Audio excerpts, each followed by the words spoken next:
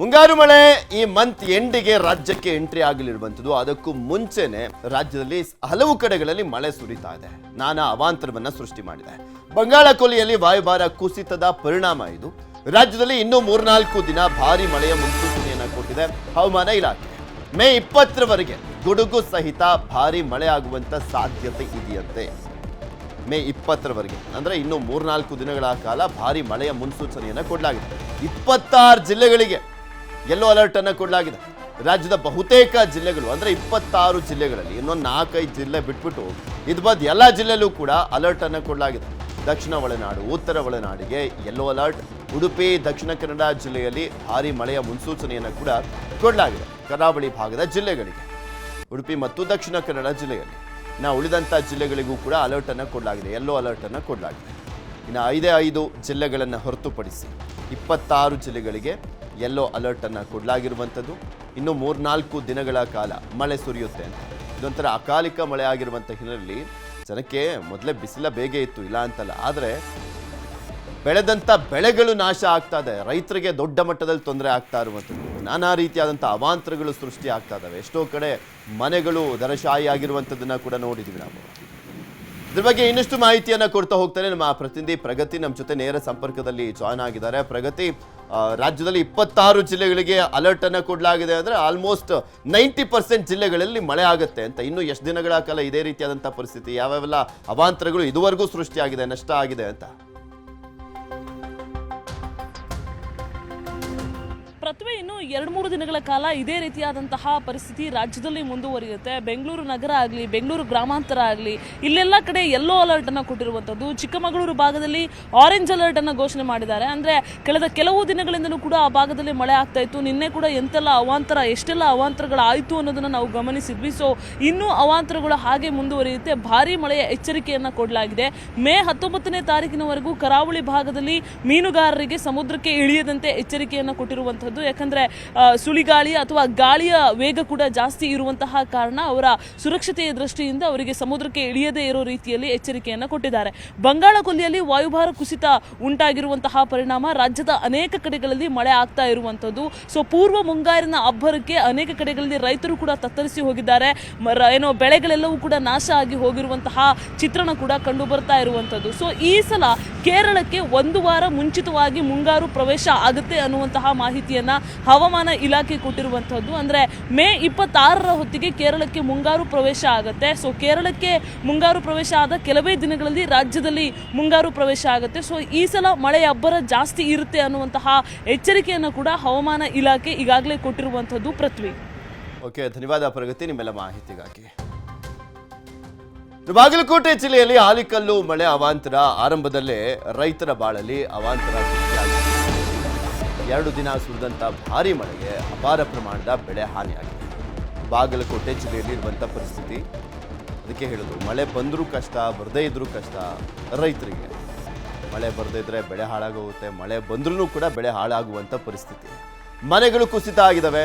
ಗಾಳಿಗೆ ಮುಗಿಸಿರುವಂಥದ್ದು 30ಕ್ಕೂ ಹೆಚ್ಚು ಶೆಡ್ಗಳು.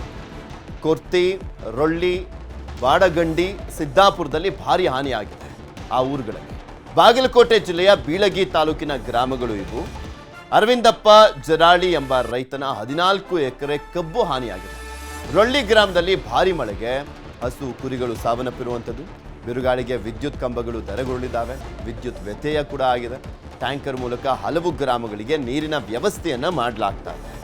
ಮಳೆ ಹಾನಿ ಪ್ರದೇಶಕ್ಕೆ ಅಧಿಕಾರಿಗಳ ತಂಡ ಭೇಟಿ ನೀಡಿ ಪರಿಶೀಲನೆಯನ್ನ ಮಾಡ್ತಾ ಇದ್ದಾರೆ. ಸರ್ಕಾರದ ಪರಿಹಾರ ನಿರೀಕ್ಷೆಯಲ್ಲಿದ್ದಾರೆ ರೈತರು. ದೊಡ್ಡ ಪ್ರಮಾಣದಲ್ಲಿ ಹಾನಿಯಾಗಿರುವಂಥ ಹಿನ್ನೆಲೆಯಲ್ಲಿ ಸರ್ಕಾರ ಅಷ್ಟೋ ಇಷ್ಟೋ ಪರಿಹಾರವನ್ನು ಕೊಡುತ್ತೆ ಅನ್ನುವಂಥ ನಿರೀಕ್ಷೆಯಲ್ಲಿದ್ದಾರೆ. ಯಾಕಂದರೆ ಕಷ್ಟಪಟ್ಟು ಸಾಲ ಸೋಲ ಮಾಡಿ ಬೆಳೆದಿರ್ತಾರೆ ಬೆಳೆಗಳನ್ನು. ಬೆಳೆ ಕೈಗೆ ಬಂದ ಬಳಿಕ ಅದನ್ನು ಮಾರಿ ಸಾಲವನ್ನು ತೀರಿಸಬೇಕು ಅಂದ್ಕೊಂಡಿರ್ತಾರೆ. ಬಟ್ ಇದು ದೊಡ್ಡ ನಷ್ಟ ಅವರಿಗೆ. 15 ಎಕರೆಯಲ್ಲಿ ಬೆಳೆದಿದ್ದಂಥ ಕಬ್ಬು ನಾಶ ಆಯಿತು ಅಂದರೆ ಇದು ಒಬ್ಬ ರೈತನ ಎಕ್ಸಾಂಪಲ್ ಅಷ್ಟೇ. ಅಲ್ಲಿ ಸಾಕಷ್ಟು ಕಡೆ ಇದೇ ರೀತಿಯಾದಂಥ ಪರಿಸ್ಥಿತಿ ಇದೆ.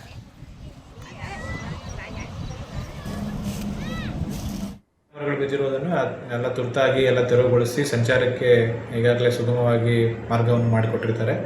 ಈಗ ವಿದ್ಯುತ್ ಇಲಾಖೆಯಿಂದ ಎಲ್ಲ ಕಂಬಗಳನ್ನು ಪುನರ್ ಸ್ಥಾಪಿಸುವಂಥ ಕೆಲಸ ಅತ್ಯಂತ ವೇಗದಲ್ಲಿ ನಡೀತಾ ಇದೆ. ಅದು ಕೂಡ 2-3 ದಿನಗಳಲ್ಲಿ ಕಂಪ್ಲೀಟ್ ಆಗಿ ಎಲ್ಲ ಕಂಬಗಳನ್ನು ಕೂಡಿಸಿ ವಿದ್ಯುತ್ ಸಂಚಾರವನ್ನು ನಿಯಮಿತವಾಗಿ ಮಾಡಿಕೊಳ್ಳುವ ಪ್ರಯತ್ನ ಮಾಡ್ತಾ ಇದ್ದಾರೆ. ಜೊತೆಗೆ ಎಲ್ಲೆಲ್ಲಿ ಈ ಥರ ಹಾನಿಯಾಗಿದೆ ಅದೆಲ್ಲ ಕೂಡ ನಮ್ಮ ಗ್ರಾಮ ಆಡಳಿತಾಧಿಕಾರಿಗಳು, ಕಂದಾಯ ನಿರೀಕ್ಷಕರು ಮತ್ತು ಬೆಳೆ ಹಾನಿಯಾಗಿದ್ದಲ್ಲಿ ಕೃಷಿ ಇಲಾಖೆ ಅಧಿಕಾರಿಗಳು ಮತ್ತು ತೋಟಗಾರಿಕೆ ಇಲಾಖಾಧಿಕಾರಿಗಳು ಜಂಟಿಯಾಗಿ ಸರ್ವೆ ಮಾಡ್ತಾ ಇದ್ದು ಅದನ್ನು ಕೂಡ ನಾವು ಬೀಸಿದಂಥ ಗಾಳಿ ಬಹಳ ಅನಾಹುತಗಳನ್ನು ಮಾಡಿದೆ. ಇಲ್ಲಿ ಬಾಡಗಂಡಿ ಮತ್ತು Bilagi Korti survey number national highway ಕಚ್ಚಿಕೆಸಿಂದ ಕಬ್ಬು ಬುಡದೆ ಸಮೇತ ಕಿತ್ತಿದಾವ. ಭಾಳ ಆದ್ರೆ ಒಂದು 3 ರಿಂದ 4 ಫೂಟ್ ಕಬ್ಬು ಅದಾವ. ಆ ಕಬ್ಬು ಏನೈತಿ ಇಂಥ ಗಾಳಿ ಬೀಸಿದ್ದು ನಾವು ಯಾವಾಗ ನೋಡಿಲ್ಲ. ಅದು 100 ಕಂಬ ಬಿದ್ದಾವಲ್ಲಿ, ಒಂದು ಕಂಬಗಳು ಉಳಿದಿಲ್ಲ. ದನಕರುಗಳಿಗೆ ಒಟ್ಟಿದಂಥ ಬನಿಮಿ ಮೇವುಗಳು ರೀ, ಜೋಳದ ಬನಿಮಿ ಇವೆಲ್ಲನೂ ಕಿತ್ತು ಬಿದ್ದು ಎಲ್ಲ ತೋದ್ಕೆಸಿಂದ ಭಾಳ ಹಾನಿ ಆಗೈತಿ. ಸರ್ಕಾರ ತಹಸೀಲ್ದಾರ್ ಜಿಲ್ಲೆಯಲ್ಲಿ ನಿನ್ನೆ ಬಿರುಗಾಳಿ ಸಹಿತ ಮಳೆ, ಬ್ಯಾಡಗಿ ಮಾರುಕಟ್ಟೆಗೆ ನುಗ್ಗಿದ್ದಂಥ ಮಳೆ ನೀರು ರೈತರು ಮತ್ತು ವ್ಯಾಪಾರಿಗಳಿಗೆ ಭಾರಿ ನಷ್ಟ ಆಗಿದೆ. ಮಾರುಕಟ್ಟೆಗೆ ಮಳೆ ನೀರು ನುಗ್ದಂಥ ಹಿನ್ನೆಲೆಯಲ್ಲಿ ಭಾರಿ ನಷ್ಟ ಆಗಿರುವಂಥದ್ದು ಹಾವೇರಿಯಲ್ಲಿ. ಸೋಮಲಾಪುರದಲ್ಲಿ ಧರೆಗುರುಳಿರುವಂಥದ್ದು ಮರ. ರಾಣೆಬೆನ್ನೂರು ತಾಲೂಕಿನ ಸೋಮಲಾಪುರ ಗ್ರಾಮ ಅದು. ಕುರಿಗಳ ಮೇಲೆ ಲೈಟ್ ಕಂಬ ಉರುಳಿ ಬಿದ್ದು ಅವಾಂತರ ಸೃಷ್ಟಿಯಾಗಿತ್ತು. ಹಾವೇರಿ ನಗರ ಪೊಲೀಸ್ ಠಾಣೆಗೂ ನುಗ್ಗಿರುವಂಥದ್ದು ನೀರು. ಶಿಗ್ಗಾವಿ ತಾಲೂಕಿನ ಹಲವೆಡೆ ಮನೆಗಳ ಗೋಡೆ ಕುಸಿತ ಆಗಿದೆ. ಚಿಲ್ಲೂರು, ಶಿಡ್ಲಾಪುರ ಗ್ರಾಮಗಳಲ್ಲಿ ಮಳೆ ಅವಾಂತರ ಸೃಷ್ಟಿ ಮಾಡಿರುವಂಥದ್ದು. ಮಳೆ ನೀರು ನುಗ್ಗಿ ಸಾಕಷ್ಟು ಅವಾಂತರ ಸೃಷ್ಟಿಯಾಗಿದೆ. ಮಾರುಕಟ್ಟೆಯಲ್ಲಿ ಬೇರೆ ಮಳೆ ನೀರು ನುಗ್ದಂಥ ಹಿನ್ನೆಲೆಯಲ್ಲಿ ಅಲ್ಲಿ ತಗೊಂಬಂದಿದ್ರಲ್ಲ ಮಾರೋದಕ್ಕೆ, ಆ ಬೆಳೆಗಳು ಕೂಡ ನಾಶ ಆಗೋಗಿರುವಂಥದ್ದು. ಅದರ ಜೊತೆಗೆ ಸಂತೆ ಬೇರೆ ನಡೀತಾ ಇತ್ತು. ಅದು ತರಕಾರಿ ಎಲ್ಲ ಕೊಚ್ಕೊಂಡೋಗಿದೆ. ಆ ಪರಿಸ್ಥಿತಿಯನ್ನು ನಿಮಗೆ ತೋರಿಸ್ತಾ ಇದ್ದೀವಿ, ಯಾವ ರೀತಿಯಾಗಿ ಅವಾಂತರ ಸೃಷ್ಟಿಯಾಗಿದೆ ಅಲ್ಲಿ ಅನ್ನುವಂಥದ್ದು ಗಮನಿಸ್ಬೋದು. ಮತ್ತು ಒಂದು ಕಡೆ ಪೊಲೀಸ್ ಠಾಣೆಗೆ ಮಳೆ ನೀರು ನುಗ್ಗಿದೆ. ಮಳೆ ಬಂದ ಬಳಿಕ ಪ್ರವಾಹದ ಪರಿಸ್ಥಿತಿಯಲ್ಲಿ ವಿಜಯನಗರ ಜಿಲ್ಲೆಯಲ್ಲಿ ಮಳೆಯ ಅವಾಂತರ. 25ಕ್ಕೂ ಹೆಚ್ಚು ಮನೆಗಳಿಗೆ ಹಾನಿಯಾಗಿದೆ, ಬೆಳೆ ನಾಶ ಆಗಿದೆ. ಧರೆಗುರುಳಿರುವಂಥದ್ದು ಮರಗಳು, ವಿದ್ಯುತ್ ಕಂಬಗಳು. ಹರಪನಹಳ್ಳಿ ತಾಲೂಕಿನಲ್ಲೂ ಕೂಡ ಭಾರಿ ಹಾನಿಯಾಗಿದೆ. 25ಕ್ಕೂ ಹೆಚ್ಚು ಮನೆಗಳಿಗೆ ಹಾನಿಯಾಗಿದೆ. ಮನೆಗಳ ಮೇಲೆ ಬಿದ್ದಿರುವಂಥದ್ದು ಮರದ ಕೊಂಬೆಗಳು. ಅದೃಷ್ಟವಶಾತ್ ಯಾವುದೇ ಪ್ರಾಣ ಹಾನಿ ಆಗಿಲ್ಲ ಹರಪನಹಳ್ಳಿಲಿ. ಕೊಪ್ಪಳದಲ್ಲಿ ಬಿರುಗಾಳಿ ಮಳೆಗೆ ಬೃಹತ್ ಮರ ಧರೆಗುರುಳಿದೆ. ಕೊಪ್ಪಳ ತಾಲೂಕಿನ ಮುದ್ದಬಳ್ಳಿಯಲ್ಲಿ ಧರೆಗುರುಳಿರುವಂಥದ್ದು ಮರ. ಹಲವು ವಾಹನಗಳು ಜಖಮಾಗಿದ್ದಾವೆ. ಹರಸಾಹಸ ಪಟ್ಟು ತೆರವು ಮಾಡುವಂಥ ಕೆಲಸ ಆಗಿದೆ ಅಲ್ಲಿ. ಕೊಪ್ಪಳ ತಾಲೂಕಿನ ಹ್ಯಾಟಿ ಹೊಸಹಳ್ಳಿಯಲ್ಲಿ ಬಾಳೆ ಬೆಳೆ ನಾಶ ಆಗಿದೆ. 2 ಎಕರೆಯಲ್ಲಿ ದೇವಪ್ಪ ಎಂಬುವರು ಬೆಳೆದಂಥ ಬಾಳೆ ಬೆಳೆ ನಾಶ ಆಗಿದೆ.